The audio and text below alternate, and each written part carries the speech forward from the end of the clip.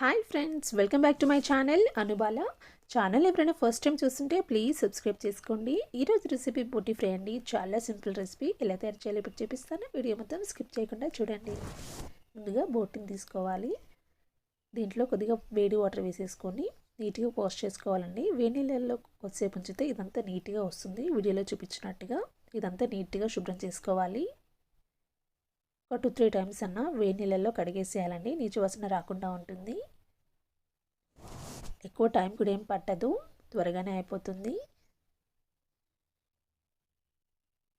ఇప్పుడు దీంట్లోకి 3 table spoon oil తీసుకోవాలి. ఆయిల్ వేడయ్యాక ఆనియన్స్, పచ్చిమిర్చి వేసుకొని బాగా ఫ్రై చేసుకోవాలి. ఆనియన్స్ బాగా ఫ్రై అయిన తర్వాత బోటి వేసేసుకోవాలి.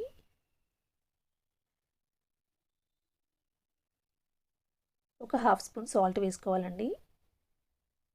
తర్వాత సరిపోకపోతే చూసి వేసుకోవచ్చు.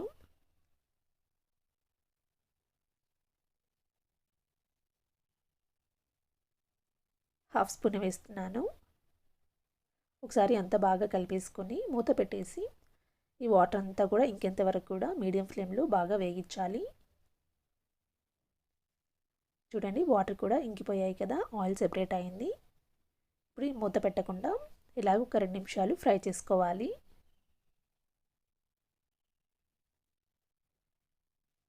ఇప్పుడు లో ఫ్లేమ్లోనే ఉంచాలి. బోటి ఫ్రై అయిన తర్వాతనే పసుపు, కారం వేసుకోవాలండి. హాఫ్ స్పూన్ పసుపు, 1 స్పూన్ కారం వేస్తున్నాను.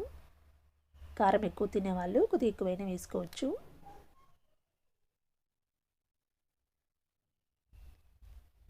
కొద్దిగా అల్లం వెల్లుల్లి పేస్ట్, ధనియాల పొడి కూడా వేసేసుకోవాలి.